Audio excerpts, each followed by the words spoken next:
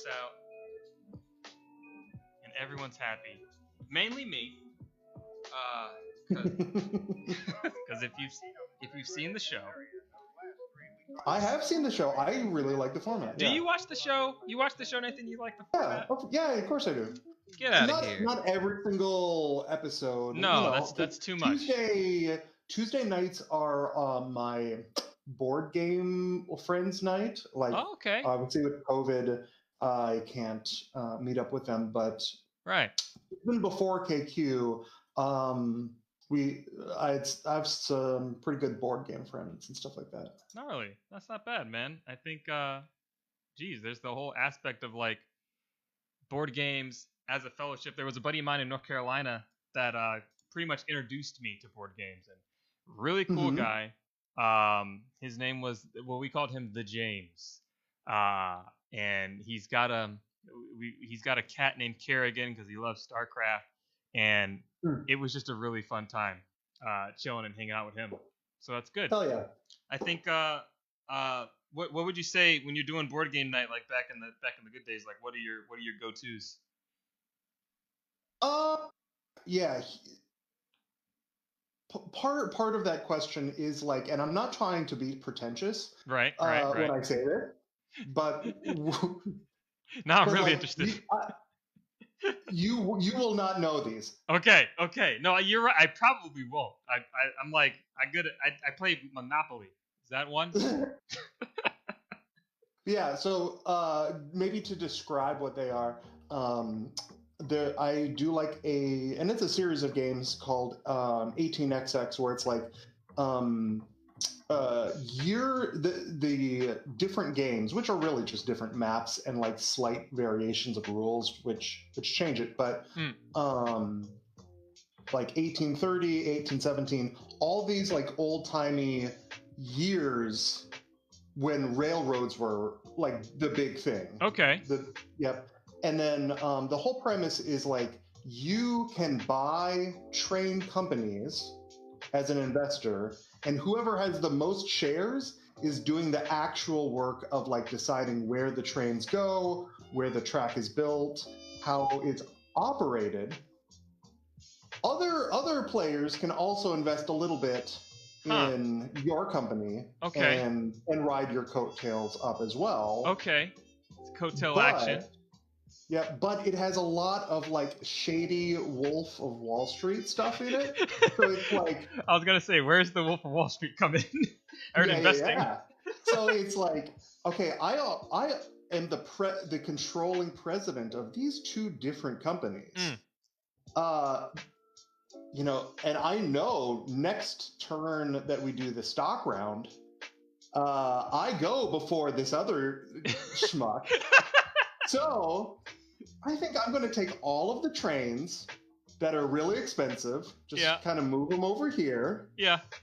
Move all of the money, move it over here, and then just sell everything right here and just hand this shell of a company. Right. And now it's your responsibility. Right. It's not my responsibility anymore. That's like my wife and I talking about our rental property.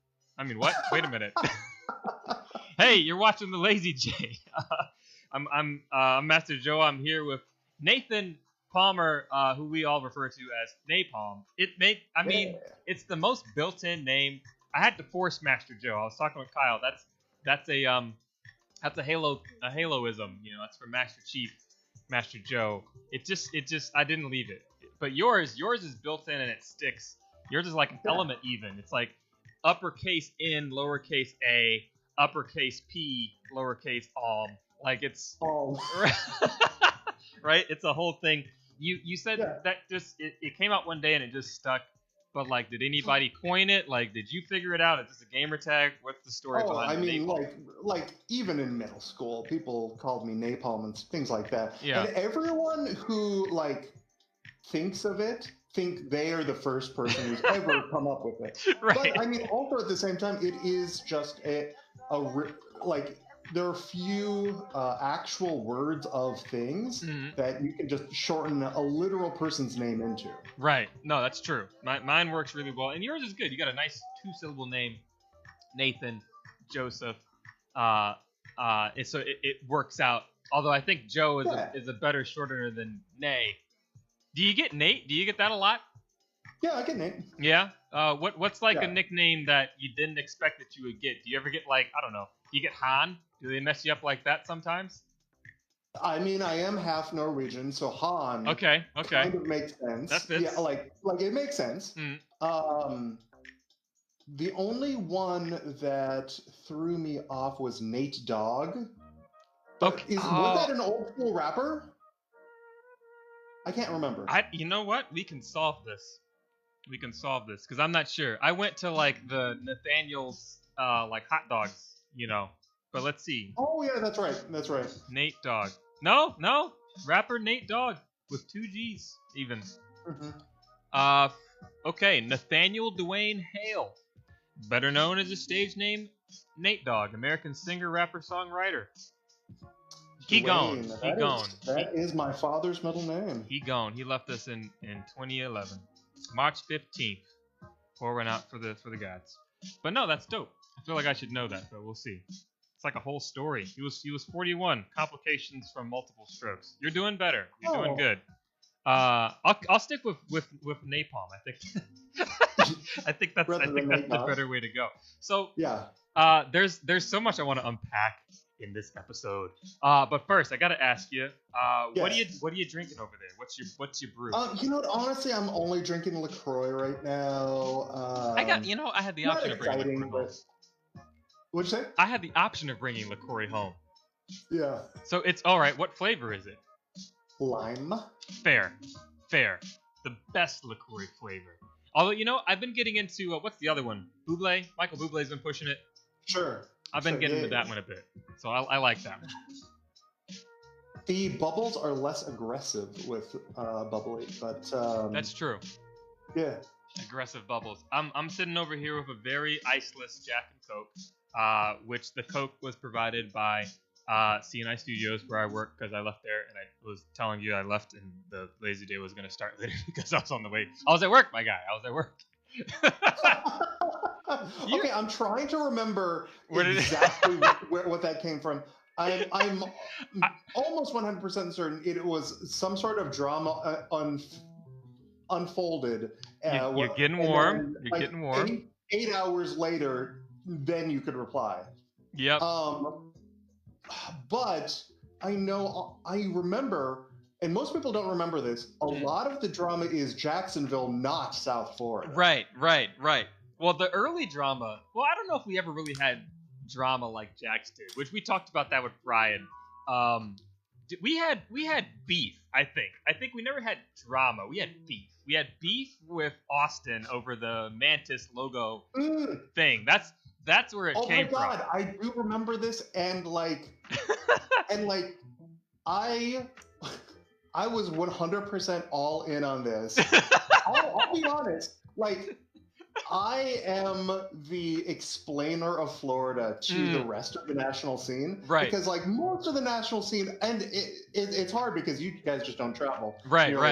Not nearly as much. They don't know the differences between the two. They don't know whatever. But it was either 30 or 35 at Chicago, I made a custom T-shirt where it was like Mantis City Alliance, and it had bro arms. You know the meme where the bro arms are coming together. But then it was Mantis hands over bro arms, and it's literally 2 people in the entire building understand this meme, but I'm going for it. Dude, it was such a good time. That's where the my guy came from. It's so funny to me now, just because of how that all panned out. We've met all those guys. I met Joel. I met Blake Compton. Yep. It was all free Blake Compton. We're like, who the fuck is Blake Compton, and why does he need to be freed? Had no idea. And of course, the national scene has been playing and knows these guys for a long time, so it was so funny. But my guy, it all came from one post which I made, responding to somebody. I don't even remember who, but it was just I didn't see this, You know why I didn't see this? Because I was at work, my guy. Yes. And that was Yeah. the whole thing. It just Yeah. stuck. It stuck. I'm glad it stuck, but I whip that out at least weekly, at least. So from there, and I put it in the bio because I had to. You were on the first team that I played against in the national scene at Hive Hustle. You were on that team. I forget who else was there, but you were on it. Amanda from South Florida defected and was on it with you guys. I asked her. You asked her. Of course I did. It was you. Oh, did. you're responsible. So who else was on that team? I can't remember between you guys. Drew Sandquist. Drew was on there, yeah. Hold on, Drew Sandquist. I'm trying to remember who else. I don't remember if it was Amanda or not. That rings a bell. I know it was Alyssa, Drew Sandquist, Amanda, me, someone else. And I already told you this story, I think. But you told me. For the stream, I totally thought that this would be a gimme, and so after the first map, I was like, oh yeah, I'll just flex a little bit to make some clips. Right, and right. And then we went from 1-0 to 1-1, and then I was like, huh. And then 1-1, 1 to 1-2, and I was like, huh. And then 1-2 to 1-3, and I was like, oh. Maybe I should have actually worked with my team rather than just only trying to get Twitch clips. Only Cool Berry only. Only dope shit. Right? No, that was such a funny time. I remember that. That was good, and you were super cool about it. And it was very funny at the time. And from there, it's like, oh man, I think that was the only time that we've ever competed against each other in tournament. Yeah. I don't know if we've ever matched up after that, because like I said, we haven't traveled a bunch. I went and traveled a couple places, like Chattanooga, Phoenix, and some other places. But you guys are more West Coast, so it's tough for us to get out there. We're in like the West Coast. Minneapolis is the West Coast. I mean, it's compared to Florida, anything that's 5 hours over. If I gotta have a time shift that's greater than 2 hours, or no, it's 2 hours in it's one. Get out of here! You're in that? Yeah. Holy hell! Yeah. All right. Well, today on the Lazy J, Napalm teaches geography. You definitely are a part of flyover country when right. someone doesn't know what time zone you're in. What is it? The OG flyover state? Yeah. No. So, Jesus, Minnesota. Yes. Minneapolis. Right. I don't know why I get that so mixed up. I'm always thinking that's further west than it is. But I mean, you guys are basically what, like to Chicago? How? Right on the Mississippi. Right. So you guys are right there. Okay, makes sense. Yeah. Now I can place it. Yeah, boy. Woo. What is that then? Midwest? Is that it? It's not even that. Yeah. Northern Midwest. Midwest. Okay. Yeah. See, we're learning. Where's the They rebooted the Animaniacs song. I need to get that fucking travel shit back together. They did the whole world. I need one just for America, please. If I could have that, that'd be good. But so we're dealing with that. You guys are traveling and moving. I want to get into some stuff from your own background in the scenes. You've been playing for what seems like fucking forever, but I have a very high and keen interest to understand because I'm on board, man. I'm getting there. I am the first ticket to the fucking cruise once it gets rolling. So there was a KQ cruise that you were championing, putting together, trying to figure out. All I remember was, guys, I can't get the cabs through the loading doors on the cruise boats. They won't fit. But talk to me about where that idea. That's a crazy, very cool, crazy idea. Had this been floating around? This is just in your bag of tricks. What's up? Yeah. So I don't know how deep I should go on it. Yeah, let's go real deep here. Let's get deep down the rabbit hole. Killer Queen. There are honestly two facets that I think are a part of tournaments that people will travel for. There are facets of competition, right? Where you want to play in a very competitive environment. and get tested to do as well as possible. And also, there is the fact that this is a vacation where you are gaming with friends. Right. And so, one facet is the fact that we already have some tournaments that really optimize things in terms of pushing the competitive nature of the event. We have Chicago's every 5. We have Bumble Bash. And honestly, we could definitely have more tournaments that continue to push that even further. But on the flip side, there are not nearly as many that push it as far as it could go, in the fact that this is where you want to go travel somewhere with friends and just game the whole weekend. It's a vacation. It is a vacation as well. Yeah, I mean, you're putting enough money into it for it to be a vacation, you know, between the flights and the hotel, and it is it's a trip. You got to take time off. So yeah. So I thought it'd be really fun to just push that as kind of far as it could go, and like, what are ways that you can do that, but also have it be packaged really well. Because part of this is that I think that the ability to play really late into the night, be playing and drinking with each other, and then just walk right to your hotel room, kind of like how we had with Bumble Bash 4, really brings out that aspect of a tournament with people. Because, you know, it's where you're kind of getting just a really good setup for a great time. But yeah, with that, I planned it for about a year and a half before it would have actually happened. So you were in the planning stages of getting all this. In March 2019, so that I could announce it in summer of 2019. And thankfully it was canceled because it was going to be in summer of 2020, year of our Lord. Year of our Lord. That would have been terrible. That would have been, I mean, have you considered? Oh, I absolutely dodged so many bullets. Yeah.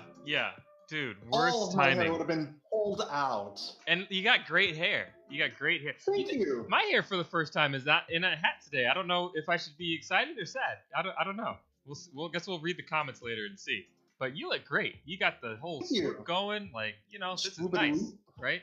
Asymmetry. I like that. So you were pulling in and kind of getting that together, planning. What was it like? I mean, you're talking with. How far along did you get? Because you got pretty far. You got pretty damn far. Oh, I got extremely far.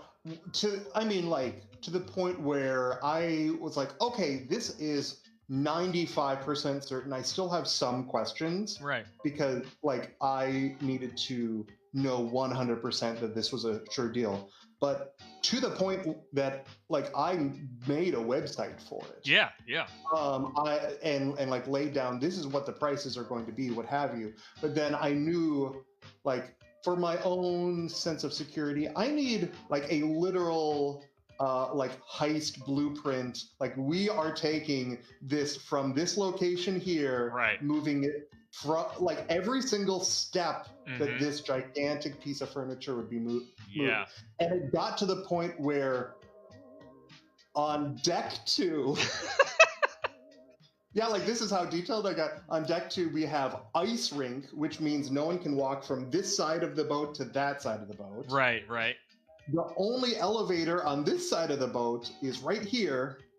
And, like, there is a guest service desk right there. Yep. So that you move the cab out, but you cannot pivot the cab 90 degrees and move it around the guest services into the conference room that we would be renting. Right.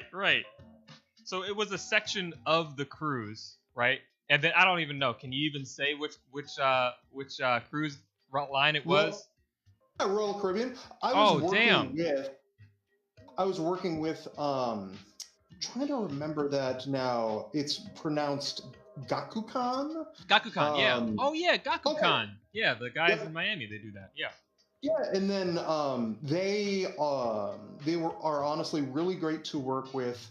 Um, Things like that. They do gaming cruises and stuff like that Mm-hmm. for just general gaming type cruises and stuff like that. And I was like, how can I kind of piggyback on what you're already providing, so Right. that then there'd be other options there as well, where we could be playing couch games, fighting Mm-hmm. games, do magic drafts, stuff like that. They got the whole thing. Like I remember there were some guys that came to CNI not too long ago to promote Gakukan because we used to do a monthly gaming event called First Friday, where like every first Friday of the month we set up stuff. It was partnered up with SuperCon, which is like a convention that was doing stuff down here for a number of years. They're still doing. I think it's under a different name now, like Hyper Galaxy or something like that. But yeah, they came by, and I remember seeing a video about promoting the cruise, and I remember seeing guys walking around the cruise ship like in Star Trek, or excuse me, Star Trek for Sam. But hold on, you have to enunciate the T and the R. Dude, I heard her. It's like her ghost was right here as soon as the K came out. I was like, oh, huh. check. But yeah, I was watching that and it looked like a lot of fun. And it's one of those type things where it's like KQ, on the high seas, KQ in space, like, KQ on ice. Like, it was interesting, and I think it still definitely has a lot of appeal. The question now is, apparently there's a Carnival cruise ship that has a roller coaster on the top deck now. I'm sure there's bigger boats where we can fit the damn thing through. Would you do it again or go through the planning droves? Yeah? Yeah. So, and this is honestly like you're getting at my soapbox like really early in this interview. But my soapbox for Killer Queen is that we need to rely less on the rely less on keeping the game inside the existing arcade cabinet. And what I mean by that is the fact that these arcade cabinets are how many of her pounds of just gigantic furniture. Right. For existing venues, existing bars, what have you, that already have one in place, it's great to go there. It is great to run events there. And in no way I would ever want to diminish that in some way.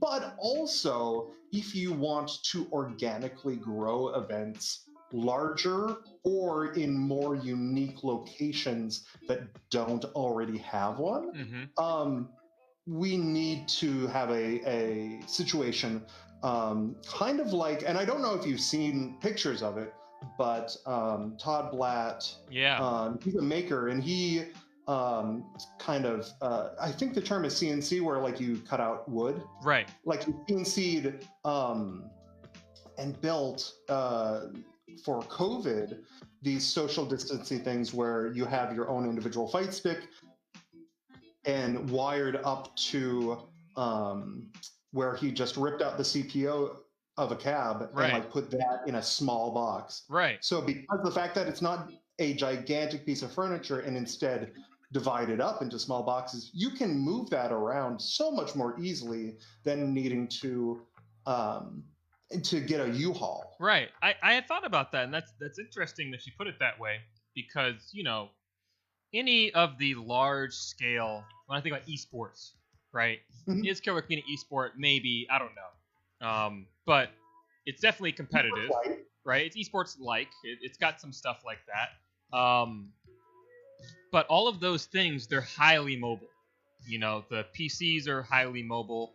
The gaming units are highly mobile. They can be converted to all kinds of manner of stages, whether it's in a booth or it's a team in a row. It's StarCraft, S League, or Star League. It's Overwatch, which is coming around. And there's all these different methods of how those things put together.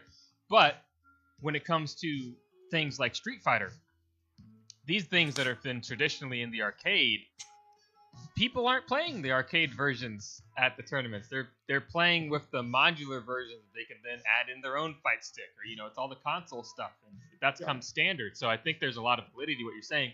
And I saw the Todd thing, and I thought that was brilliant. For it was obviously to meet a need, but in looking at the unique problem that you were having on deck 2, that would have been really helpful had you not had to build it through this massive box. Just kind of take the guts out, reposition them, and maybe that fits better on the stage. Maybe it can just be built into post that can be brought in intentionally, and you just need the button and the joystick, connect them all together. There's really not a whole lot that's going on in those cabs for anybody that's ever opened one up. So there's a lot of weight to what you're saying. I've actually been kind of like just researching this just in general, and I was kind of floored. Oh, is it time for the commercial break? It's time for the commercial break, ladies and gentlemen. Nathan, have you ever been on the commercial break? I think he's looking to get back in. Let's get him back in here. We'll be right back. This is the Lazy J.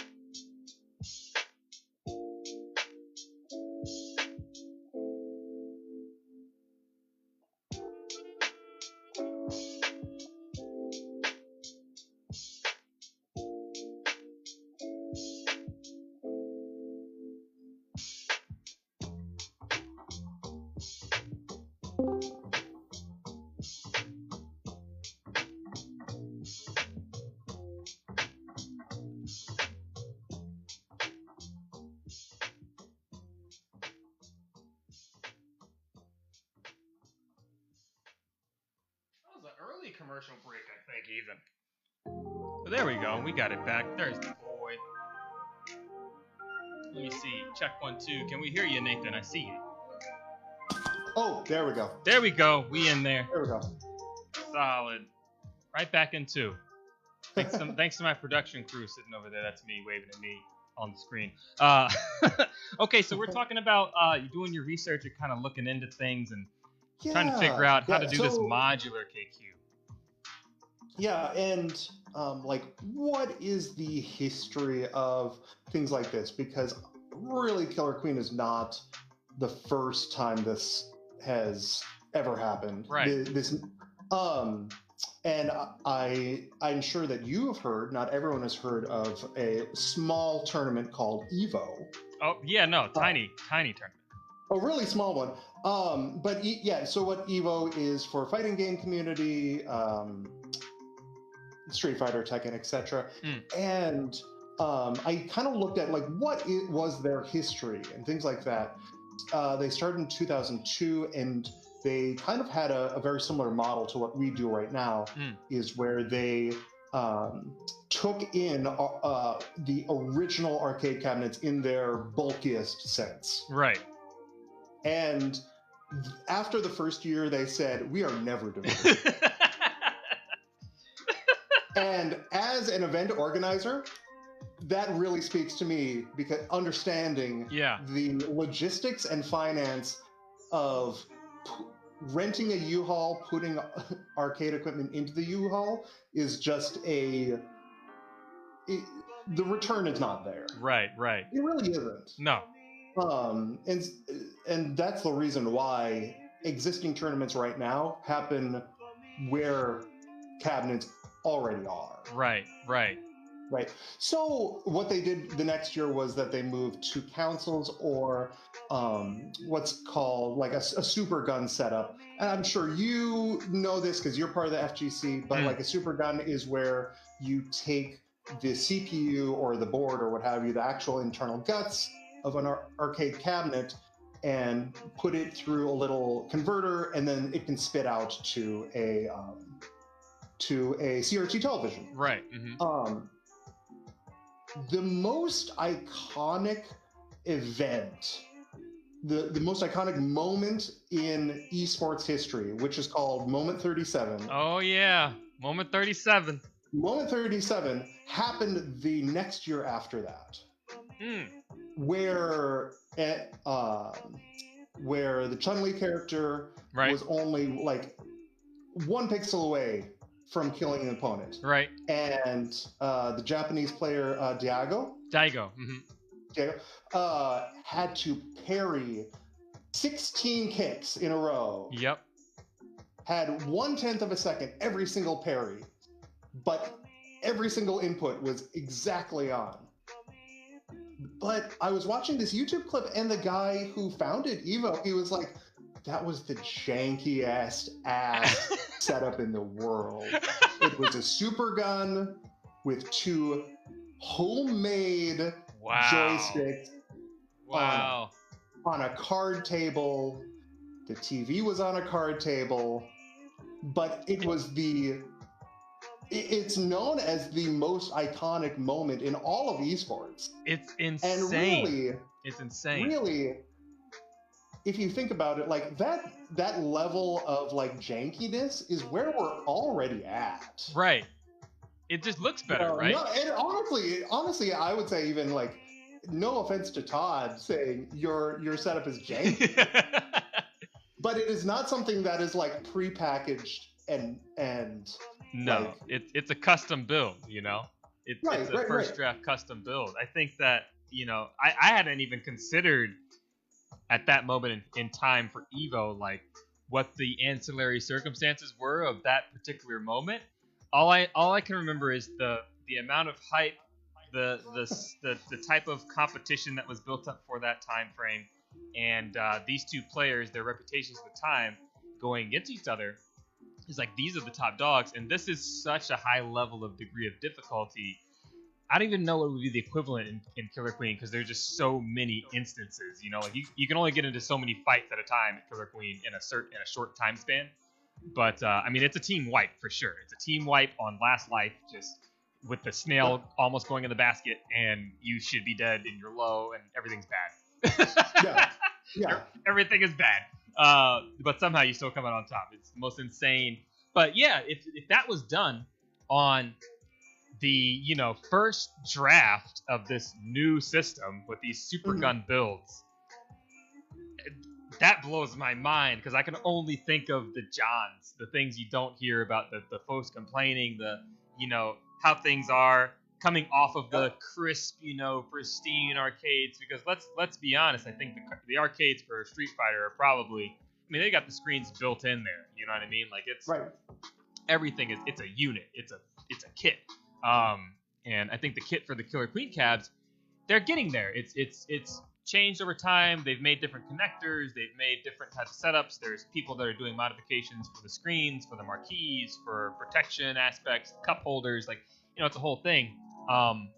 But yeah, how do we take it to the next level, and how do we think about these things from the tournament organization mindset?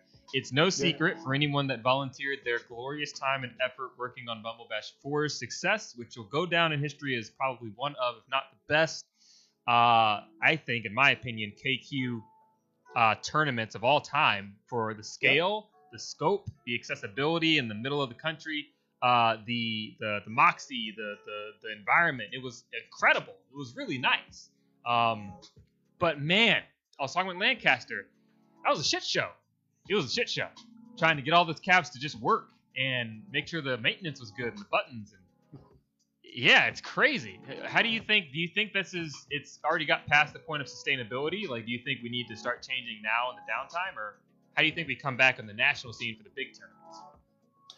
Yeah, my concern is maybe less about the absolute biggest tournaments that we have, Hmm. um, because in those situations we can bring in the Red Bull sponsorships type deals. We Right. can bring in additional equipment. My concern, personally, this is just me personally, my concerns are for medium-sized events where we are getting to caps that there is absolutely no additional room to grow, Okay. Okay. and we are literally turning people away because of it. Right. Yeah. That's the worst, I think. So in your mind, Because you guys dealt with that, I think, right? we Did you did. hit your cap? We did. We managed to, and it's something I'm really proud of as a new scene. You know, Hmm. I know a lot of new scenes. They put their first invitation together, and no one really knows. So it's just kind of like it's basically all of your scene's teams plus like whoever's closest to you, and that's kind of it. Yep. But yeah, we maxed out for 16 teams. I think both Yep. times. Yeah, so it's good for us. Absolutely. Yeah. Yeah. But yeah, the ability to kind of scale things up, just organically without having to worry about landing a sponsorship for an event, and getting that $2,000, $3,000 for renting a U-Haul and getting equipment shipped in from 4 states over. Ugh. Which, let's be honest, you're not making back without sponsorship dollars. But then, part of it, kind of just looping back more to a fun part of conversation here too, looping that back to the idea that if we have stuff like that, we can do a lot more creative events. So like cruise would be one aspect. Mhm. I have a lot of other ideas, like doing something in Vegas, doing something Ooh, high in like rollers. doing something in out in the woods in the Pacific Northwest. Okay, okay. Like doing a water park in a town called Wisconsin Dells, which is just like lots of water parks and stuff like that. Mm-hmm. Have you heard of Smash and Splash? Because you do Smash, Smash right? and Splash, yeah, I've heard of that. Yes. Similar Same, concept. exact same town. Mm-hmm. Okay, Yep. interesting. Yeah. Yeah, I think Yeah. that's a good concept of it. Like doing some outdoor, some garden stuff. I know Florida's always got great weather, so there's a group right outside of Glitch. There's a parking lot, and sometimes they'll do like a drive-in movie night. They'll just rent a giant projector screen, and then set up. And we've always talked about this idea of, oh man, what if we got a second cabin, played in the parking lot, like just on pick a good weather day, and all right, cool, let's go. Or playing a hangar, Richard's got a hangar, we could do that, or do something else that's just a little bit different. But yeah, it is tough because the barrier of entry is the cap. So there's definitely some hope, I think, in some progression towards that. I think Todd's broken a lot of ground. I don't know if he's already talked with Uncle Nate and Papa Josh, but maybe there's something there that they can see too. Because I think it's interesting, man. And if it works, right? As long as the latency's right and it does what I want when I want, I can get my Evo Moment 37 on the Jinx system. Give it to me. I'm good. I'm good. Yeah. And I know you've got some news. We'll get to that in a bit, but No, I do not. oh well. Well then. Should I have told you that? Yeah, no. So we can just talk about that for right now if you want. Okay. So hey, I'm down. I mean, that's exactly what we were just talking about. The fact that I was looking at different potential opportunities to do things like, for example, maybe have something in Wisconsin Dells, because they have indoor water parks. Oh, dope. Like for Kalahari, the place where Smash and Splash. Mm-hmm. Oh, by the way, I guess I didn't mention, I think that if we did do a tournament there, I think Bumble Splash would be a really good tournament name. All right, Nick, listen, this one's free. Palmer's not even charging, all right? So this is free. I'm just saying, you heard it here. Bumble Splash. All right.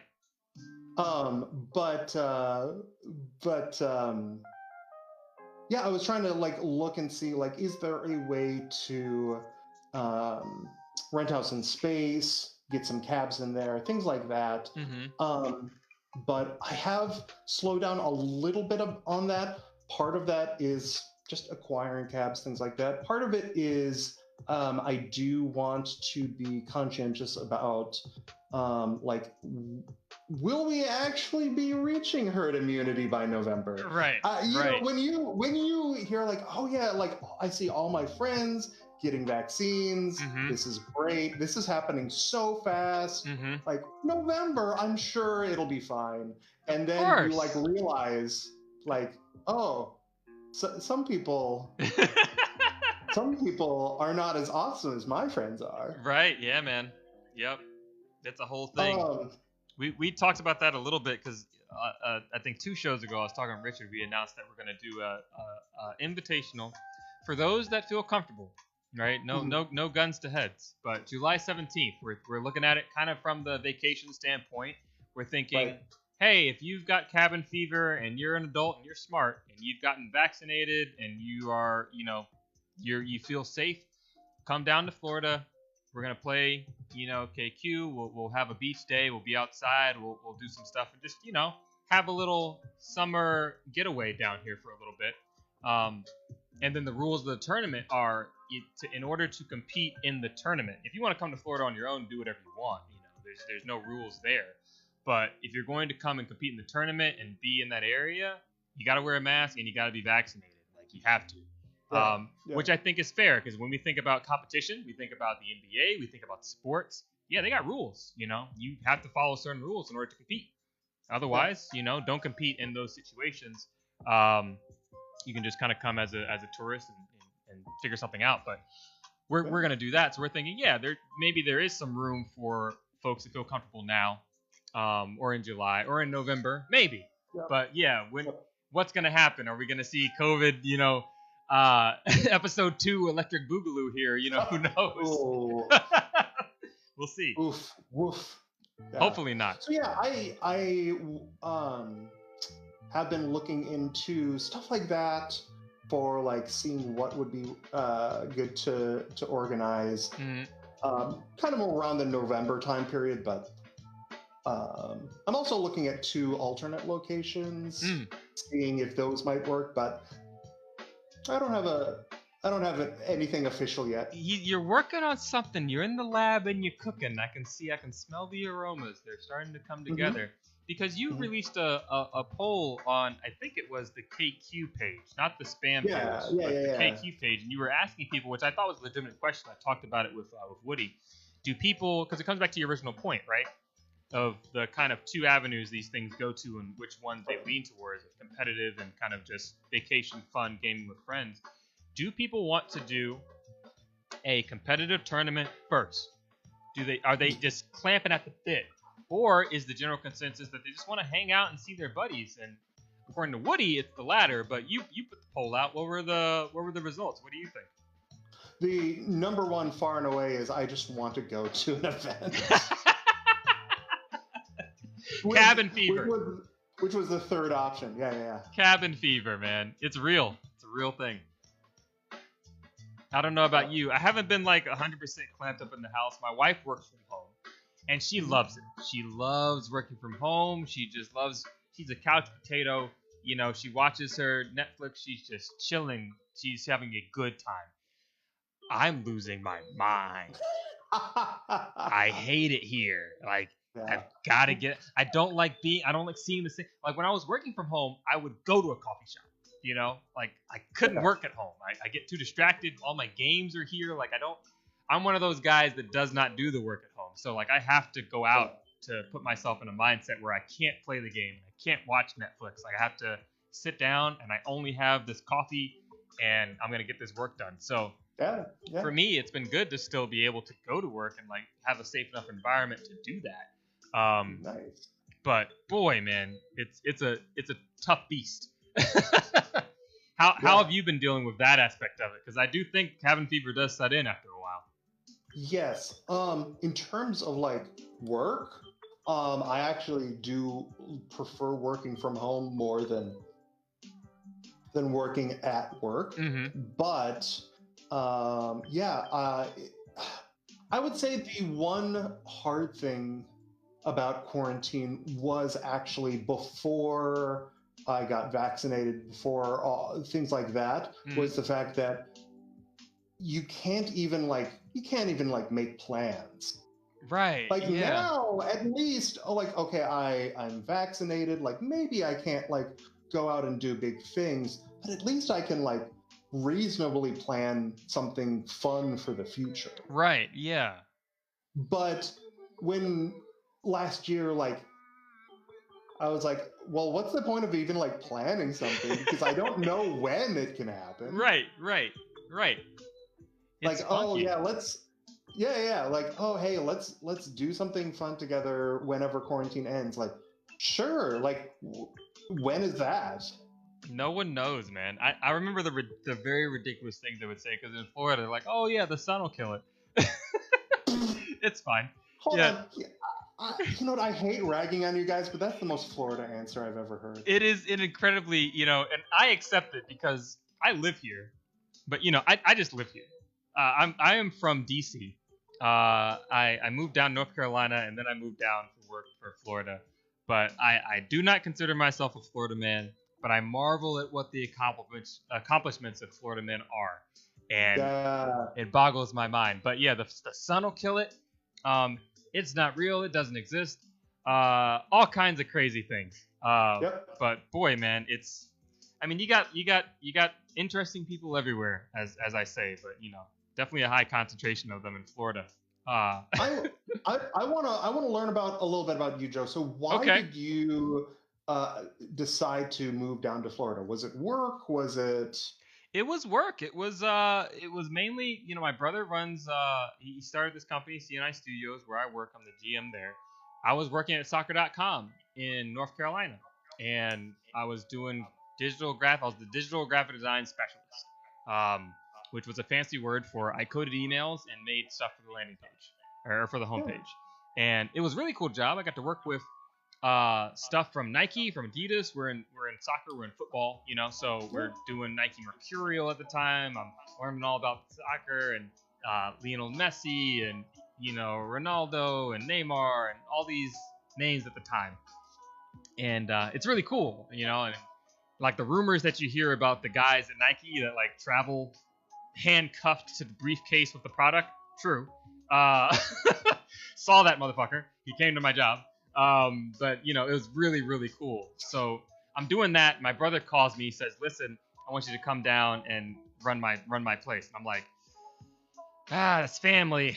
All right. My wife's in grad school at the time. She doesn't have a job yet. She's in grad school. That's gonna finish in a certain timeline that's kind of lining up. They're offering me a little more money, but like it's family though. Like I made the logo for that place, you know what I mean? They're still using it. So it's like, all right, Yeah. I gotta go down there. So I told him, it's like, listen, I love this place. I love what I'm doing at soccer.com. You guys are great. My brother called. I gotta go. You know? I told my manager, if your brother called you right now and said, I need your help, what would you do? You would go Yeah. help him. So that's what I'm doing. So I came down to Florida. My wife came a little while after that. I came down like in May 2016. And then she came down in August. And we've been in the same place ever since in this little apartment here. It's been nice. And You and your wife have been in the same place. yeah, since we moved. That's good. Yeah, it's not That's bad good. because home ownership in Florida is interesting. If since 2016 you've still been in separate locations, like several states away, maybe that'd be a little bit harder. Right? Oh yeah, no, it was only 3 months or less than that, maybe 2.5. So it wasn't. Sorry, so bad. that was such a dry joke that like I could tell it was going right over. I picked it up. No, wait, I got the net. I pulled it back. I've got it. I got it now. I have it. Where's the soundboard? I don't have the soundboard set up. Where's my production? Right. Jesus. Joe. Joe's the producer. He does his job well. Yeah. But yeah, no, that was it, man. Great. Joe did a great job getting me set up and everything. Yeah. That's the hardest part of the job. When I had to reschedule the one with Brian yesterday, I was like, oh my god. But we figured it out. But that's the hardest part of the job, man. So I can never say enough good things about Joe. Thank you, buddy. I appreciate you so much, fellow Joe. That's what I expect. Quality. We're good. We're a good cut. I want to come back to some stuff too about kind of some things that I've had questions about for you. We talked about some event stuff. We know you got some stuff cooking, and I've got some things I want to poke on for the philosophy a little bit later of that, because I think you and I are similar with our what's the word? I want to say neurotic qualities. Our like ability to really hone in on something, and I think something in the event planning world. It's like you said it. The thing that was killing you the most in COVID time was not being able to plan. Not being able to look forward to something. Right. Yeah. So I think that's something in the psyche for the event planning. I'll come back to that. But the first thing I want to know, man, is explain toxic to me. Yeah. So toxic is kind of represents a couple different things. Number one, for me personally, it represents always taking the opportunities that are available rather than necessarily the opportunities that you envision or things like that. I'm going to stop you for 2 seconds. I'm going to stop you for 2 seconds because I thought for a second that toxic was an acronym that started with taking opportunities. And I was like, wait a minute, it's an acronym? That's the whole thing this whole time? No. Okay. I'm back with it. Taking opportunities extravagantly. Right. No. Not even. I can't even think of anything. It's like extravagantly. No. But like, it really was that like in 2017, we were the last scraps of like competitive players versus like casual players in Minneapolis in that year. Within Minneapolis. Yeah. So it was like these three teams are definitely above toxic. Okay. And then like we really scrapped it together. Right. Okay. Things like that. And like toxic was kind of like me deciding that I was going to take this game seriously rather than quit. Right. Okay. Because I had those two options. That was it. It was go for it or not at all. Okay. Yeah. Because like I didn't want to necessarily put the time and effort and things like that if I'm not going to get anything back from it. You know what I mean? I respect that. You're an all-in guy. All in or nothing. Yeah. Okay. Yeah. For the like branding of like the concept and things like that, a lot of people do know me as generally kind of like the nice guy or whatever, what have you. Right. And our first travel tournament to Des Moines, I saw like just all this like dumb kitsch and things like that. A lot from like Kansas City players where like one player had like a trash hat. Like they were a trash player and they were just absolutely endorsing it. Oh my God. And embracing it. There was one where it was a gold chain with a home Office Depot easy button so that when they popped off, they could just slap their chest and it would say easy. Is this like the Attitude Era of KQ in localized in Des Moines? This is awesome. I gotta say, honestly, that Des Moines tournament was like one of the best tournaments. It was so much fun. Top 5, top 3. I don't know, whatever. Somewhere like it's just very up there, fun. up there. And part of that comes back to the fact that if your hotel room is 2 blocks from where you're playing, changes the whole thing, man. Yeah. It changes the whole thing. But yeah, that weekend I was like, you know what if I make this dumb alter ego where instead of being a nice guy, I'm a toxic player. And so what I did come tournament was we went up against a 3-queen team. So there was Dexter Chaco, Jack Solaski, Anna Thornton, 3 different queens. Okay. For the 3 different maps. Oh wow. All right. So a fun little gimmick. And so against Chaco, I just lean over like, good luck, Chaco, and he smiled. I was like, hey, thanks, man. And then like when they switched night map, like Anna, I was like, you can do it, Anna. Good luck. And then she was like, thank you. And then when it like switched over to Jack, I was like, hey, Jack, go fuck yourself. And he was so tilted, he would not switch when it comes times to Chaco's or Anna's, and we went from 2-0 to 2-3. because he was that tilted, but it was 100% worth it. Oh my god! It was. You built the tilt into the strategy? What a big brain play. I just wanted to have fun with it. And Right, I did have a lot of fun with it. You duck goosed him. You juked him out with the mentality. Dude, tilting it's a thing. Like it's so funny, especially in FGC. Like it's probably more common there because I don't know, it's bad manner. People don't like it. It's not inclusive. It's bad manner here because everyone's nice and plus, things like that. It works. Which I respect actually. Yeah, I think it's better in this circumstance only because, well, for a lot of reasons. But one of the biggest differences is FGC. That's one-on-one. You got no one to blame but yourself. There's no one else that can be a scapegoat. You can't say, "Oh, our objective is better than yours." Like it's just you. So I think whenever you're trash talking in a one-on-one standpoint, it's like more viable, you know. But it doesn't work in a team setting. It really doesn't. But that's so funny, man. That's really funny. So you guys were behind 0-2, and you reverse swept. No. Totally other way around. I got fucked because of it. Oh! But it was still working. Oh!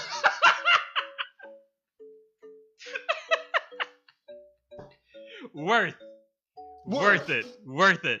Hell's in the chat now. She says, and you tell me, but she says, playing with Toxic is one of my top favorite tournaments. Such a blast. When was Hell? Because this is the other thing, right? It changes out members, like other members come together to form Toxic, right?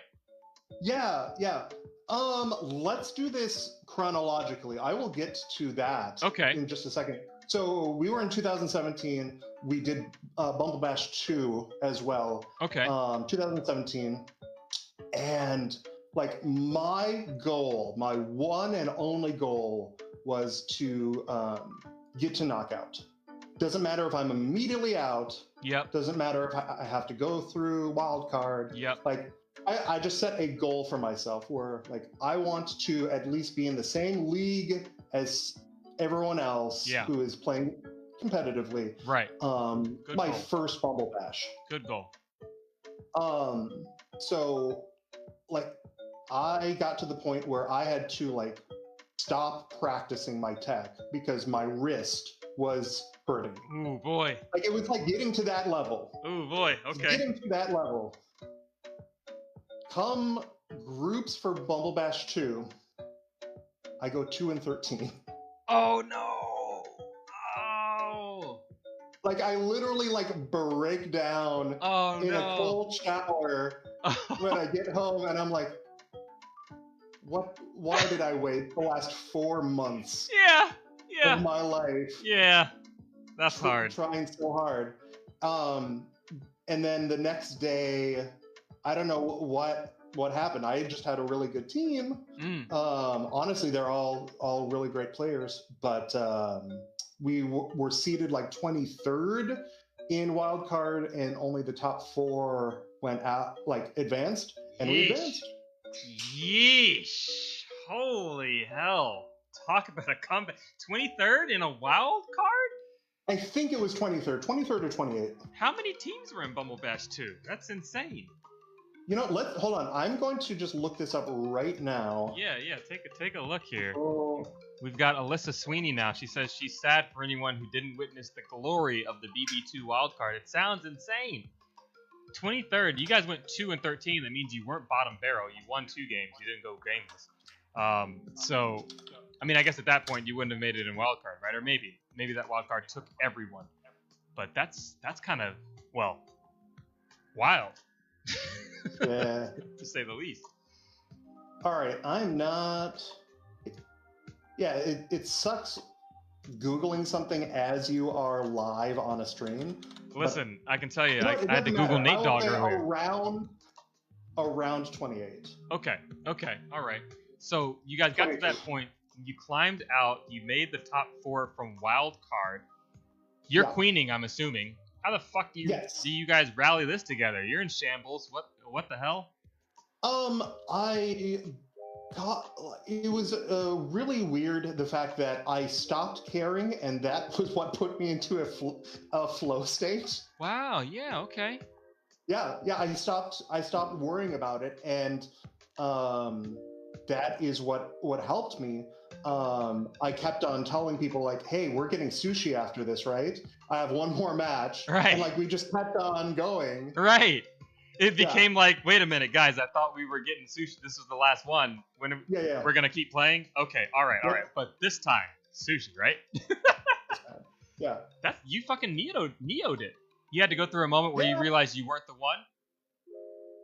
Well, I wasn't the one. You weren't the one, and then you started kicking ass? That's crazy. Yeah. I respect that a lot. I think that there is definitely a big psychological... they always say, you know, the old parable, the story, the metaphor of, you know, you gain more when your hands are open, not when they're fucking clenched up. You know what I mean? Also, I love that exact parable for how do you treat, like, how do you interact with people within both Killer Queen and just in general, and get the most out of interactions. So tell me a little bit about that, because I think Alyssa could learn a little bit. She says she's still salty about losing to you in BB2. So she's not salty. Maybe she's a little bit. Alyssa, it's okay. You just gotta... So talk to me about that a little bit. Let's not rabbit trail too much, but like if you are hurt or angry or something like that, showing someone that you are hurt rather than showing someone that you are angry, usually, and not always, usually has more power. When it is something that's interpersonal. Right. I guess that's kind of based off the general idea and hope that most normal people don't seek to or wish to cause pain intentionally to others. Yeah, and you also need to trust your gut that the other person is coming from a place of goodwill, a place of good faith. Right, right. Yeah, no, that's super important. It's just competitive, man. Dude, that's why, well, I don't want to get into that, but all I'll say is this. If my buddy tells me to go fuck myself, it's okay, because he's my buddy. And I know he doesn't mean it, but if a rando on the other side of the cab wins on the snail and comes over and says, fuck you, you're okay. You're never touching that snail again, pal. So you guys go through that. That's BB2 Toxic. Yes. We're working up to the Hell story. So what's the next iteration of Toxic? Yeah. So after that, and this is like yet another example of how I was saying, like, take the opportunities that are available, not necessarily the like exactly what you initially thought. So I was like, yeah, let's just do the exact same team and like let's do Bumble Bash 3 together. Okay. But then like one after the other, like everyone except for Michelle. Oh no. Like keeps dropping for very legitimate reasons. Sure. Like maybe they were taken by the one of the three like better, more competitive teams. Get that opportunity. Yep. Or that they just have life situations. Yep. Gotta work, gotta eat, gotta do laundry. So then, but there was like enough of a window of where like everyone was like, yeah, let's do this, let's do it again. Where like, and then people are like slowly dropping off. So then after one drops off, I was like, I mean, I could put some duct tape on this. Right. We only have one person missing. Right. So I was like, why don't we just like have some really good players and like I kiss their butt so much and make them feel so valuable. And like, hey, you are an honorary member of my team. Oh, this is where it started. This is where it started. Okay. Yeah. Like, yeah, like, and I really do mean it. Like, people who I invite to play with me, either that the fact that I respect their gameplay so much, or usually a combination of also that I just respect who they are as a person and really appreciate them as a person. Right. Because there are so many great personalities in Killer Queen. Like it's a really unique space that it has just so many great personalities. You know what I mean? Yeah, no, I absolutely get you. I think it's important. As someone who hosts a show, interviewing the personalities. Interviewing personalities, and only the ones that I want to talk to. Like, it's, it's not a show just to do a show. It's like, I talk to Joe. We say, who's coming on this week? Who's on next week? Do you want to do this one? No, I don't know. What about this guy? Are they available? Can you ask them? Like, it's very personable, I think. And, all these conversations are conversations that I want to have. So, yeah, in the same way, it's your team, man. You should be able to play with who you want to play with. And if you invite someone, it's not a slap in the face to everyone else. It's just right. It's my team. I'm entitled to at least play with the folks that I, at that moment in time, really want to play with. And maybe that changes and it shifts around and I get to, mingle and do all this. But it's an experience that you get to create for yourself too, right? I think that's where a lot of things go wrong when it starts to be about, I need to sacrifice myself and compromise myself for this other thing. If it's streams, I compromise myself for views or for popularity or for, sponsors or whatever. It's, same types of things, but that's my soapbox. I'll get off it now.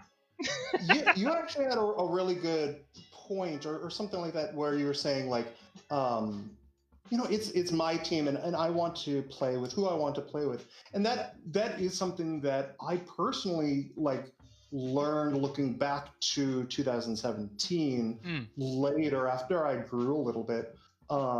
Because Killer Queen has, we can talk about this later, but Killer Queen has helped me grow as a person a lot. But 2017, looking back at 2017, it wasn't an insult to me in any way. Like the other three teams, they didn't invite me because they wanted to play with who they wanted to play with. Right. And so in no way was that that they had a vote of confidence against me as a player or that they didn't like me, what have you. They wanted to play with who they wanted to play with. Right.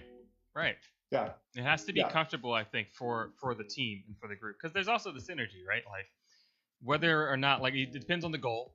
I experienced this myself with my Fire Nation team. There was a situation where I built that team for a very specific purpose. In South Florida, we had arguably, which you played the first iteration of, right, in High Apostle. Sure. Mm-hmm. And that team's mission, its purpose, the reason it exists is to put South Florida on the map in the KQ national scene.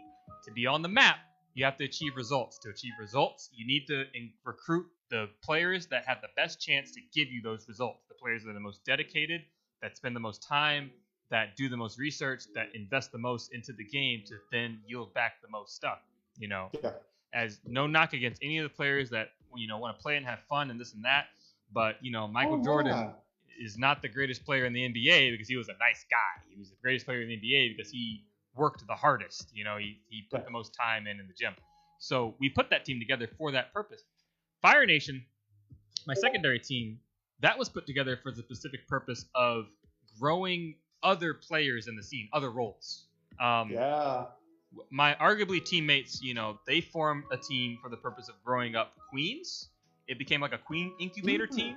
And then I left to build players and build everything else. So we kind of started doing that locally. So the Fire Nation team was made to do that. And so I tried to find people that really wanted to push, but just maybe didn't have the shot, didn't have the team, and wanted to push and get there. And we made some changes recently just to see, okay, when we get to playing again and we get to traveling again, who's really trying to go out there, who's really trying to get it. And, I think that became a part of it because if those goals aren't aligned, it doesn't really matter who you're playing with if your goals aren't aligned. You know what I mean? So that was a big part of it. Yep. Mm-hmm. Yeah. I have found that, especially just because of the fact that I've played with so many different iterations of teams, and so many different people, I have found how important it is to get people who will vibe together well, both in terms of roles on the cap, but also just as people. Off the cap. Yep. Yeah. I think that's gold, man. That's absolutely gold. So you guys did this. You started pulling through, getting folks in. The hats are out. People are coming. which iteration? So we did that. Which iteration did Hell come in, and now you guys are doing this? Because I want to get back to this. What was this blast? What was this tournament that you guys were? Yeah. So Hell was on Shash. You already interviewed Sam. Right. Yep. And then I was like, you know what? I really want to be on majority female teams. I did that once in Charlotte, but I also wanted to play with Andy and Hal and Sam. So we played together along with Michelle. Anytime there's Toxic, it's both me and Michelle Lutz. Yeah. But yeah, we played in Kansas City together. And it was just a really great tournament. There were kind of two things that I took from that experience. One was it really kind of helped both me and Andy. You know what? Hold on. I don't know if I should. You know, I'll tell this story, and I tell the hope story. She doesn't.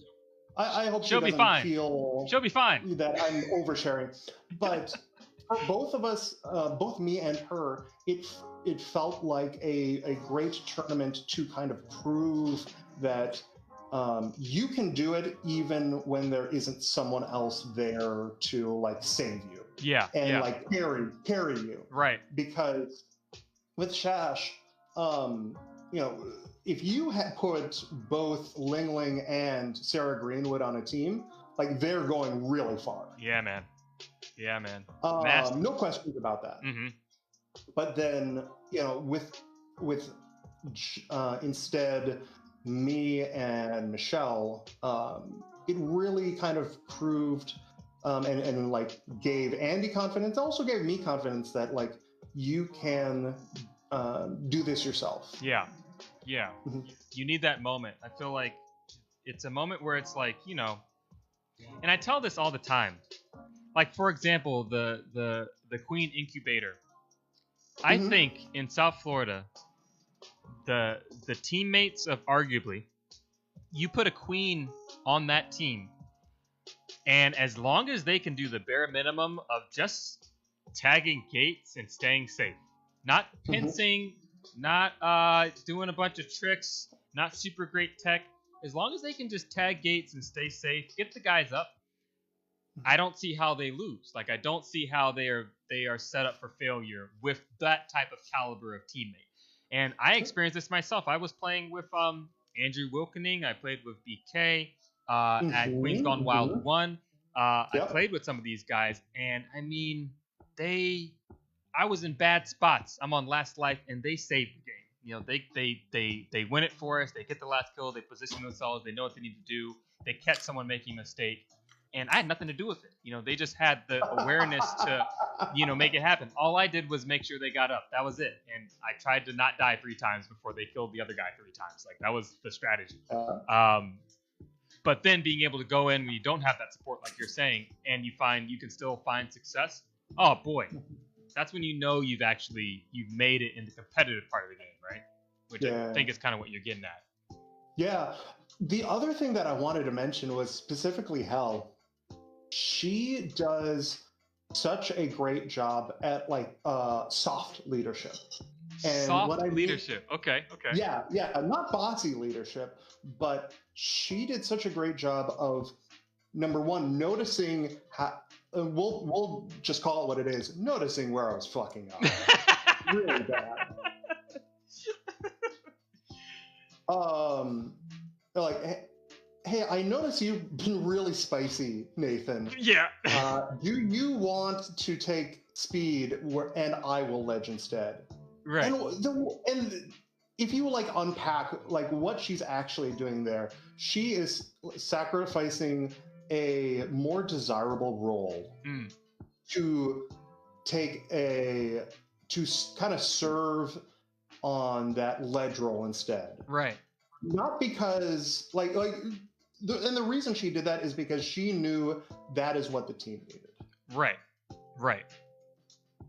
And that I was not performing at ledge to the point that our team needed, and she could do that. Right. And so it was a kind of a necessary audible. hmm And even though I would not have taken offense, she presented it in such a caring way of giving me a compliment, and then the offer, and like, I see exactly what you're doing, Hal, and but yeah, it was such a great example of like, that she's just a really great leader on teams. It's important, I feel like, to know where your team strengths lie, right? If Absolutely. if someone's really good at being aggressive, they're not going to be very good at the defensive role, and if that's a change that you can make willingly, I feel like that's like it's almost like you have the people who play casually that are like, I'm this position. I play skulls. I play abs. I play stripes. I play checkers. That's what I do. But then in the realm of the game, sometimes it's advantageous for players to change positions, either for ledging closer to your side of the screen so you can see it better, or letting your aggressive players play in the middle so they can see everything better, or what have you. Like being able to make that shift because of what the team needs. That's super big, hmm man. So I definitely get that. Hell's Yeah. coming in. She says, "Oh, Nathan, to be honest, I love ledging." So I'm glad it happened, but she also adds that you got so many great kills after the fact. So, I mean, yeah, I guess to your point, kudos to Hell for kind of recognizing that in you at that particular moment.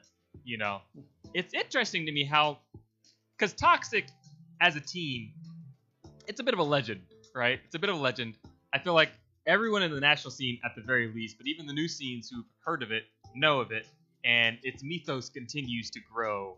And it's kind of become something of a branded team in the national scene, which I don't know, maybe other than Shash, maybe, has kind of reached this level of there are specific teams as a brand that have parameters.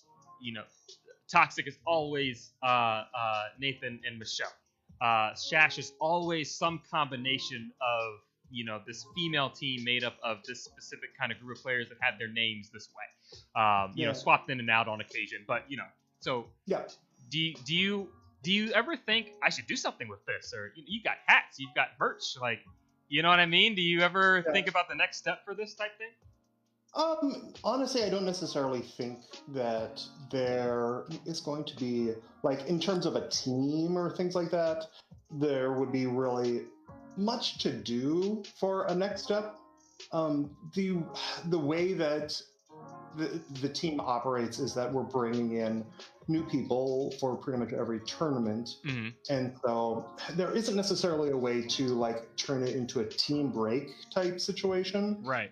um, where you have the same roster for several tournaments and that you're kind of just trying to move things as much as possible. In all honesty, I was going to retire Toxic in Bumble Bash 5 at the end of 2020, but Get out of here. at this point, it's kind of anticlimactic to do something like that. So No, I'm yeah. not going. No one can retire. I told Brian Lescashy, you can't retire yet. No one can retire right now. Not retire. Retire the team name. No. It has to stay. Oh, no retire is allowed right now. We got this break. It's no good. But so you were gonna retire the team name. Okay. Yep. And like I said before, it's like I'm all with Toxic. I'm always taking the opportunities that are available, but maybe never the ones that I want the most. Mm-hmm. I've never done all that well in Bumble Bash or a Chicago 5. Right. And that's because everyone else already has like their higher priorities Right. of I want to be on this team or that team or what have you. Right. And it's great that I'm able to kind of play with them on a little bit smaller tournaments and things like that. Oh, I think we're getting into our second commercial break here.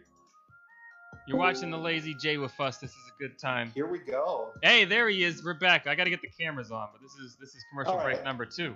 I got commercial break number 2. I got some things I want to get into with you. We're gonna keep going with the Toxic story, but man, I'm having a blast. It's a good episode. Let me get the camera back on. You're watching the Lazy J. Stay tuned. Hell yeah.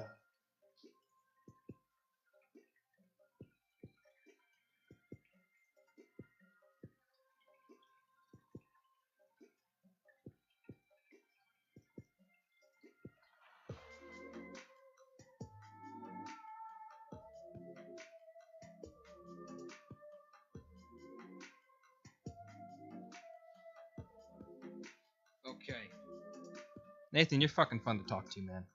You're too damn. Oh, yeah. You're too damn good of a guest.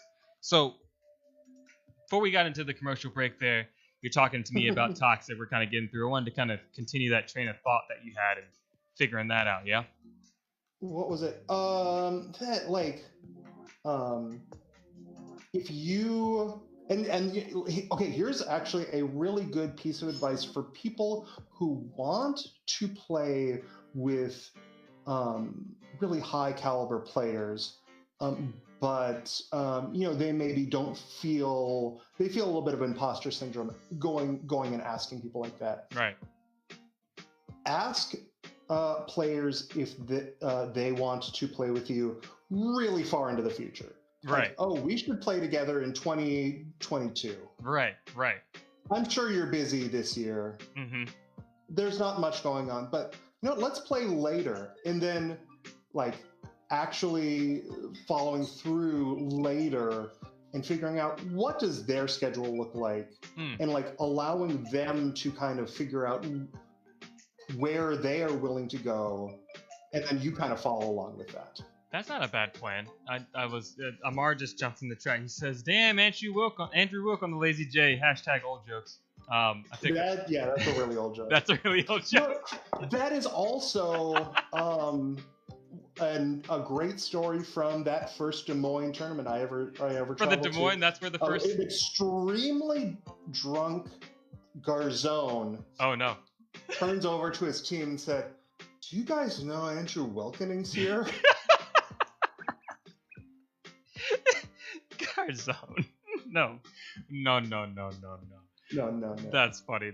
Well, it's odd. Andrew Wilkening, that was one of the first guys who, nationally, I was encouraged. But you got to play with Wilk. My old arguably teammate Deanna. You got to go play with Andrew Wilkening. You got to play with him.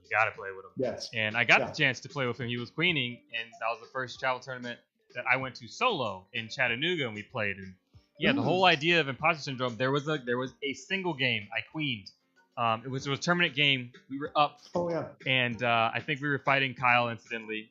It was a night map. I think we got him on a very lucky berry, interaction where he dipped first. But it was like, oh man, I don't know if I'm ready to queen this team, but I'll give it a shot because I ain't scared. But definitely imposter. People, it's good. This thing. I've heard shit about this Kyle guy. I don't know about this. But it was cool that he was like, "Hey, you wanna go do it?" Like, all right, here you go. Take the spot. All right, okay, cool. So that was really cool. I like that. You were mentioning, these aspects of how the game kind of evokes these good moments, and how Toxic is just really this big alter ego, which I don't even know if that's what it still is. It just seems like it's just a thing now. No, it's just a thing now. It's just a thing now. Hasn't been an alter ego for years. Right, only the first year. It backfired, but it was worth it, but never again. Right. Do you still have hats, by the way? How do we get the hats, Nathan? Where are the hats online? How do you get the hats? How do you get the hats? You play with both me and Michelle. Okay. In a tournament. Okay. And I give you a hat. All right. Or I give you a mask. I also got some masks made. For the times. I like it. Yeah. Dude, I might try to settle for a hat and a mask. What are you doing in 2022? No, see, you're learning. I learned fast, Peppy old pal. Is the aspect of being good people. Hold on. I will say this right here. I would love to play with you. Well, fuck yeah. You heard it. All right. I'm getting my hat. I'm telling you, we're gonna do it. Okay. I will even say, so I grabbed this.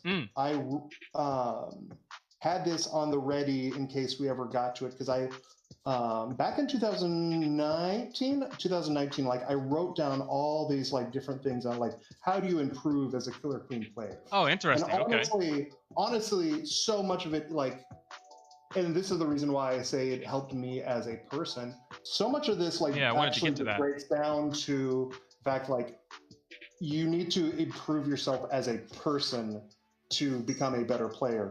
But just a couple pages before is people who I could play with in 2019. Oh, and Master Joe is right there. I'm in there. Hey, put that in the camera. Wait a minute, they couldn't see it at the house. It's gonna be horrible with the white balance, but it's there. It's there. We can see it.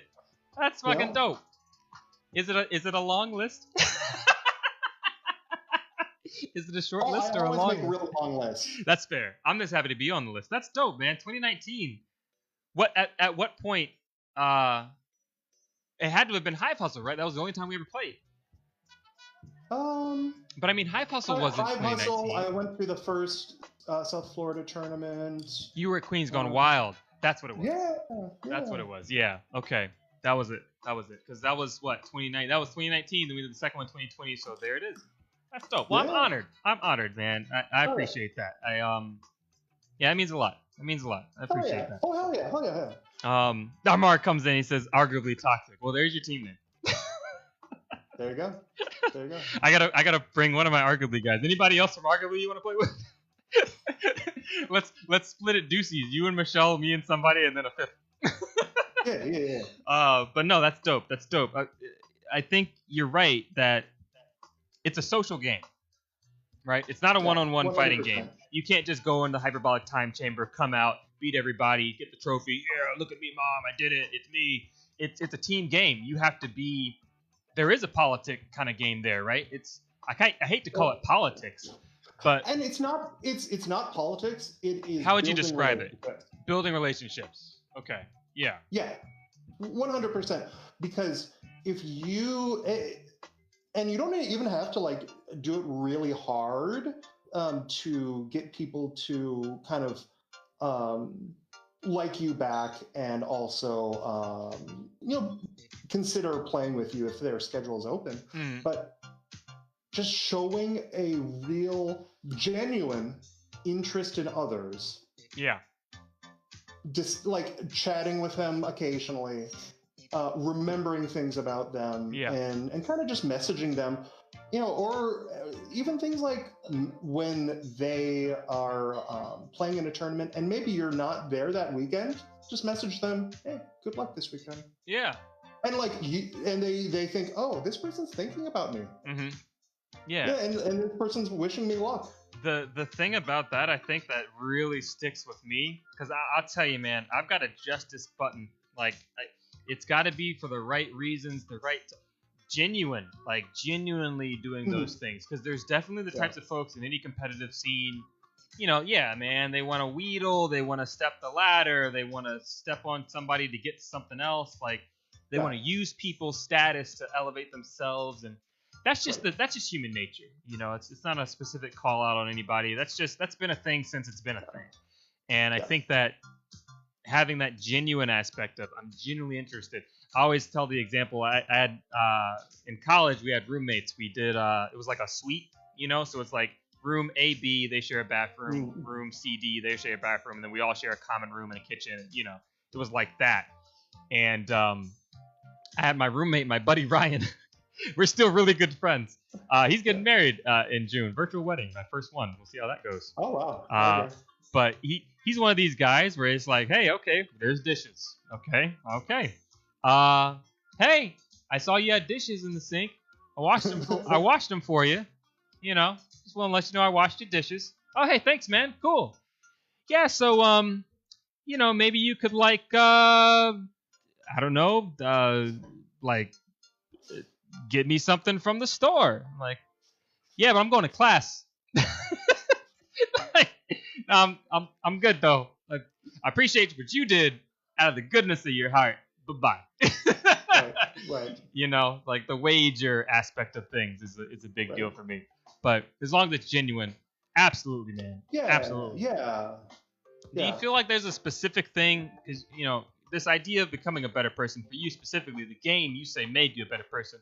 What was not good about you before you played? You're different now. What was bad? What was not so good? So the process of learning, so there are a couple things maybe. Process of like learning grit and purposely doing things that maybe you don't necessarily enjoy, repetitively for the long-term goal. And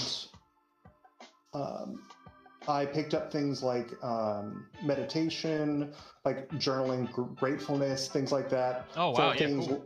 And I actually did this from the suggestions of esports coaches that I like found on YouTube and things like that. Wow. Where like mindfulness for your awareness in the moment, journaling gratefulness so that you tilt less often and to a lesser extent, things like that. Yeah. But then there's honestly like just so many like really good lessons that I learned when I was just by the process of trying to become a better player. Yeah. Become a queen. I have like way too many. But do you want to hear these? Give me some. Give me some of these anecdotes. Give me some of these goals here.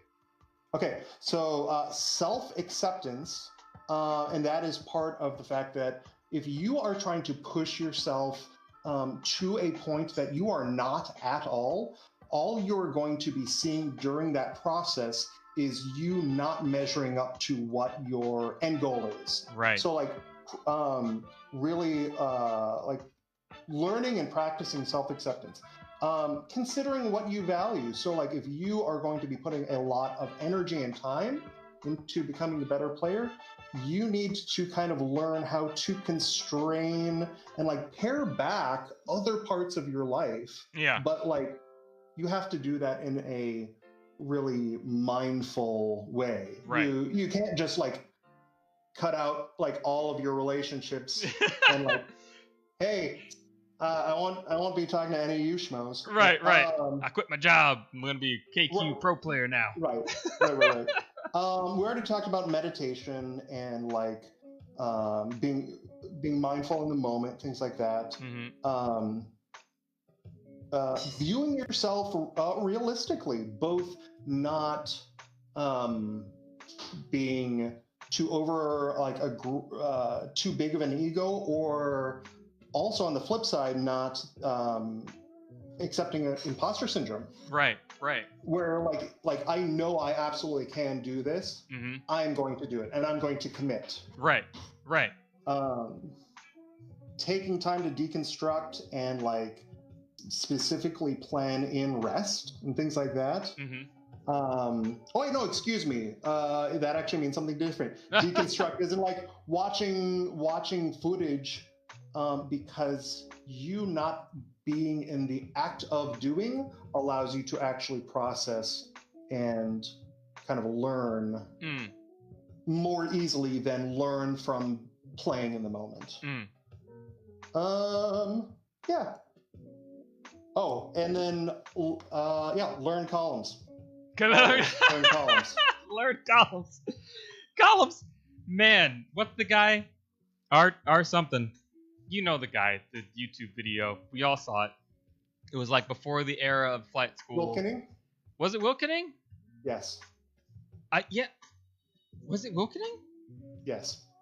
I'm going to take your word for it. It was Wilkening. But he's talking about columns. He's talking about the effectiveness of them. Yeah, that was I feel like one of the first KQ tutorial-esque style videos that I watched. And just figuring that out. I remember watching a flight school one about like openers and what to do on day, what to do on night, what to do on dusk, how to like styles of opening and what they can achieve and what you can get from them. But yeah, columns, man.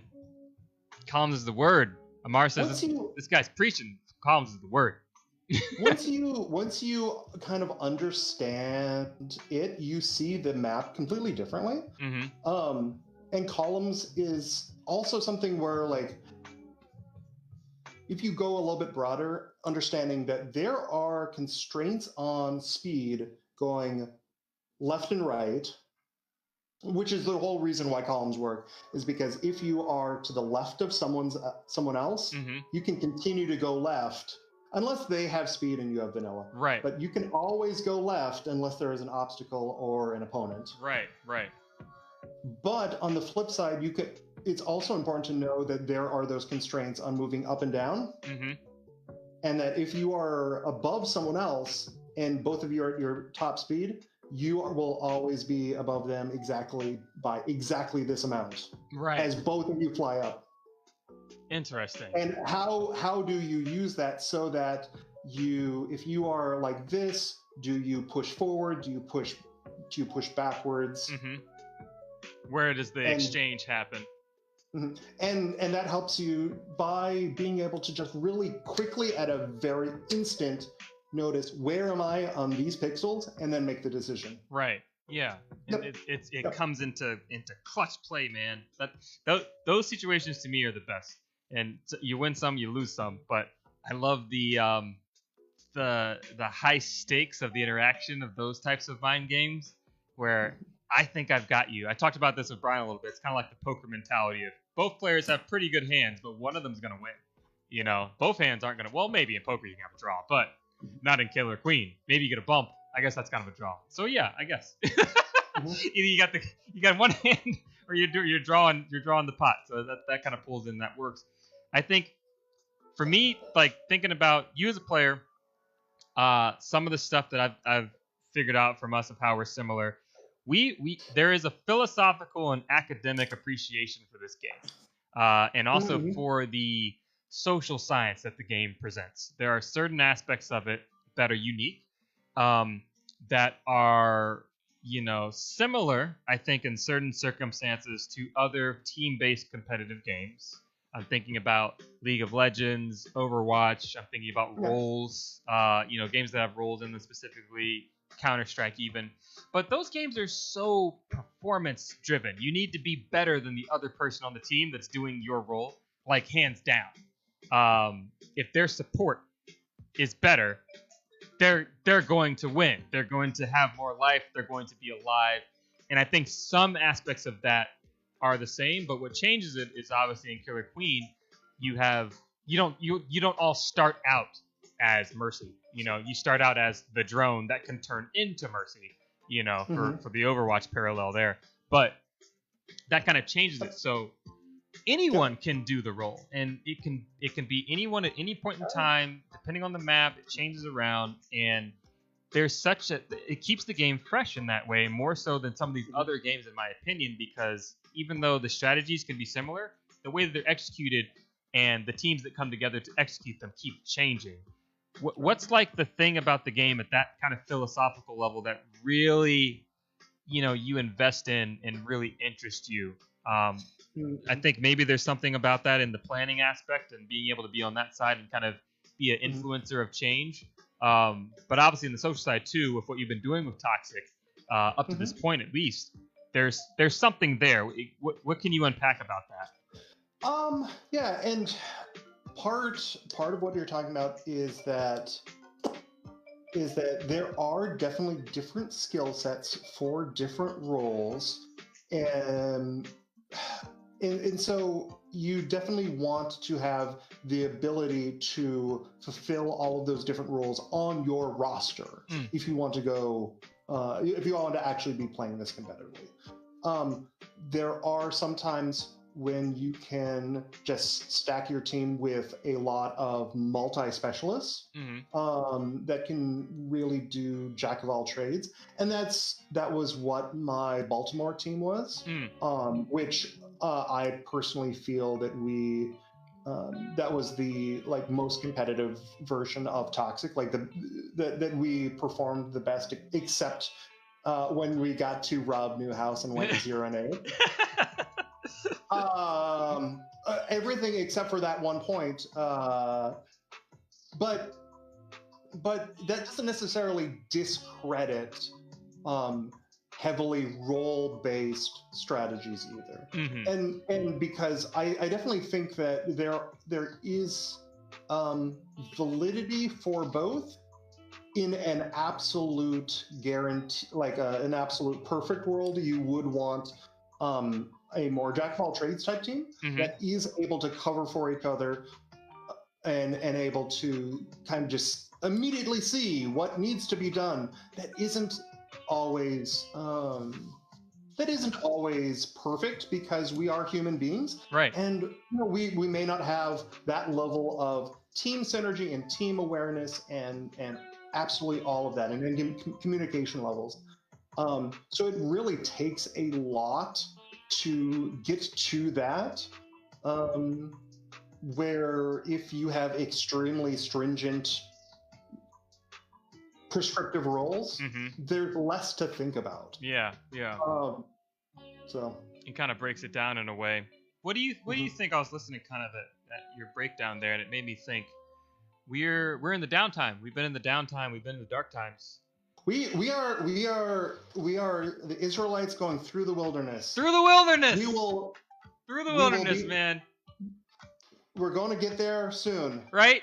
We're gonna get there. It's on the horizon. But we're just wandering the wilderness right now. Somebody knows. Amar was right. This guy is preaching. He's a preacher.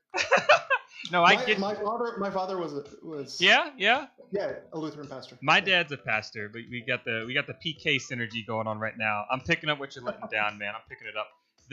What I wanted to ask is, what's your goal now? What's your goal now? Your earliest goal, Bumble Bash 2, I think you said it was. Get to knockout. Just make it there. My ultimate goal, we want to South Florida. Arguably, we want to win Bumble Bash. We want to win it. We want to put South Florida on that podium for the year as the most competitive, most successful #1 team. That's our end goal. What is the goal that you have personally? Maybe it's a personal goal, maybe it's a competitive goal, but what is it for Killer Queen as we start to figure our way out and coming back into things? What are you working towards? I don't necessarily have a goal as a player, honestly. My goal was to play with a really great Bumble Bash 5 team that I had lined up, pile all of our hats into one pile and light it with some lighter fluid. But I don't necessarily have goals as a player anymore. Will I when things get started again? I don't know, maybe. Part of my goals just as like a person in Killer Queen is probably try to move events and plan events to both be able to grow organically through things like that social distancing setup, that super gun setup that we were talking about. Right. Or just have like a lot cooler events that embrace the vacation aspect of it. Yeah, I think that planning, man, I keep coming back to that. There was an idea that came up when we were talking on the Richard episode where we were talking to a guy in Chicago who, I don't know him personally, but I've played with him on the Among Us server in Kyle's channel. He goes by the name of New Guy. And New Guy's great. You know New Guy. Okay, so of course I do. Yeah, I played. Yeah, he played on Toxic. Yeah, he played on Toxic? When? Yeah. The second Des Moines tournament. The second Des Moines tournament. Okay. So not the Drunk Garzon tournament, but the one after that. Yeah. Round 2. Well, rumor has it that he has the means to produce what could be determined as a incentive for players to travel to tournaments. And I don't know how widespread this idea is, but it was my first time hearing about it. And the general concept is taking a page from the Pokemon book, the badges, and basically creating a template that can be filled with various tournaments that you go to and participate in. And there could be a general participation version of what you get to kind of fill in that particular seat. Or there could be a kind of podium version for third, second, first, where you can say, I went to this place and I also achieved this result. And that's in my little, Pokedex badge of what's going on. So maybe. I mean, like, Dylan Higgins kind of did that a little bit with the Red Bull sponsored tournaments of, was it 2019? Because he had custom made pins for every Red Bull sponsored tournament that year. Yeah, that's it. And some people like collected them. Yeah, that's the aspect. But I like the idea of a book. But part of the Killer Queen being so grassroots as it is, it's hard to get 50 dogs on leashes and going in the right direction. Yeah, yeah. What is it? The dog sled team. That's a long fucking ass sled right there. And there's a lot of different scenes. What is it? What does it look like? Will everyone buy in? Is that Yeah. even what everybody thinks is cool? Somebody somewhere hates Pokemon. So one of the scene moms. Who knows? Yeah, like, yeah, we are so grassroots to the level of not every tournament is going to be for every person. Right. No, that's true. I'll leave you with this thought as we kind of get to the close. Hells comes in, new guys the best. Amar supports the KQ Passport. Of the tournaments that you've produced, that you've planned, that you've been a part of, you've been on the committee, I think you're really well known in the scene as being a person who organizes really well. I mean, you almost damn near put a KQ cruise together, so I think that's safe to say. Almost. Of the tournaments and the things you've been a part of for the organization part of it, is there one that like sticks out to you on a personal level? Maybe between one of the more community-based tournaments, things like Gate Fair, things like Camp KQ. Is there one you've been a part of that you really take a lot of pride and joy in? And my official resume honestly isn't that deep. Yes, I've been a part of Gate Fair, and I did help in some ways to make sure more the first one than the second one. The second one I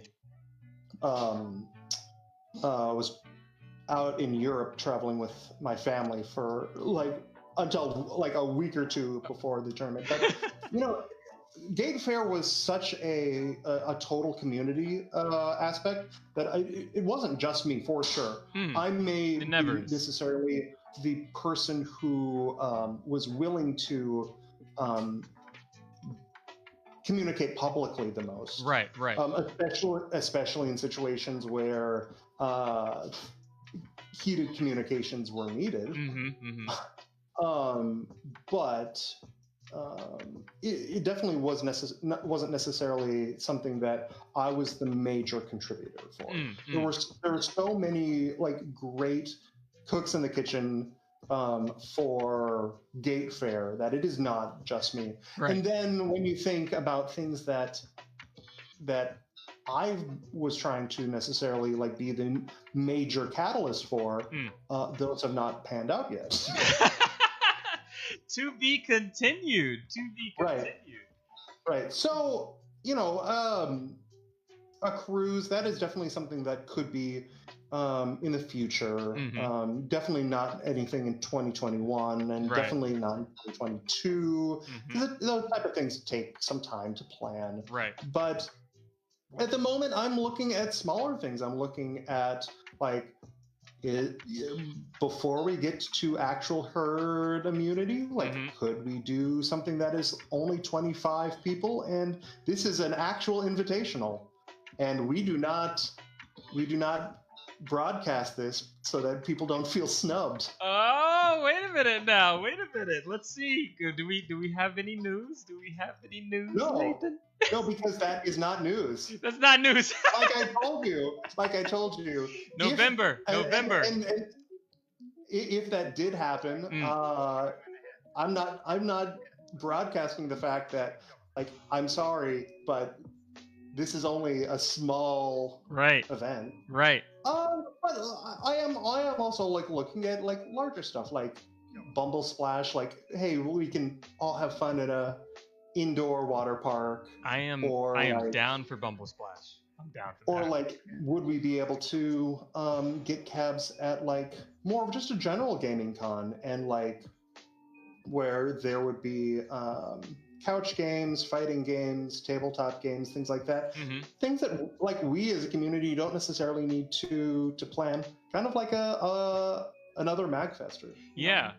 I think that's a good way to go. I feel like I'm excited to kind of see what things you put in the works. I haven't had a chance yet myself to get out to Minnesota for any of the tournaments. I know some of my other folks in South Florida, Heather, Levy, and some other folks have been out that way.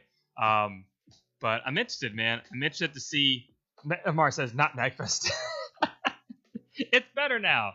But I'm interested to see what you do, what you come up with, where that brain goes, and where the plans go, and kind of what things you come up with. There's definitely some novelty behind the ideas you're talking about. The idea of using the super gun for Killer Queen tournaments and kind of breaking it down, making it more accessible, making the maintenance and the travel aspect of it and the connectivity aspect of it easier from a tournament setting. I mean, how much easier could it be? You know what I mean? Let's be real. Yeah. You also organize tournaments. Right. There are other people. I want like just one person to come forward and say, oh, it is not honestly that big of a pain of an ass to move cabs to grow a tournament larger. Right. Right. I want one person to raise their hand and say, it honestly isn't that big of a deal. Right. Because the level of effort is like pretty much the same between getting one and getting like 13 more. The level of effort and literal cost, literal dollars and cents, really isn't that far between one more, 11 more. Right. It's tight, man. It's tight. So I don't know. Maybe we need to talk to Todd about his operations. When can he mass produce? I want to kind of try the setup because I know one person from Madison owns a setup, and so I just want to like see it, and I might ring Todd up again and buy it myself, even though I don't own a cab personally. I think it would be really good to facilitate other cab owners in the community to be able to use their cabs in creative ways. Right. And we can give something for these venues and operators to maybe try something different, try something new. KQ in a movie theater. Who knows? I'm down. Oh damn! I'm down. Didn't think about that. Let's fucking do it. Well, that one's free for me. Oh, and fucking Todd just shows up, says, "Did someone say cruise?" Well, on that note, listen, this has been fun. I'm out of my drink, and I got some work to do. But I gotta say, I honestly went into thinking that you would be grilling me just a little bit, and that I would be throwing out more hot takes. Listen. Like if you invite me on a second time, you'd be like, okay, Napalm, start. Who are the 5 people in Killer Queen where the community would be better if they left? Let's do it. I fucking do it. Start with number 5. Right with number 5. Here we go. Listen, that's like I always say. You got to save some for season 3. You never know. Lazy J, you never know when it's gonna hit. It's been fucking fun, my man. I feel like I could talk to you for hours and hours. Let's do it the next time we're together at a tournament. Absolutely, yeah. It's been Nathan Palmer, ladies and gentlemen. I'm Master Joe. We're getting out of here. I'll give you my classic, my old school. I haven't done this in years. My classic walk off, buddy. Thanks so much for joining with us. Have a good night, everybody.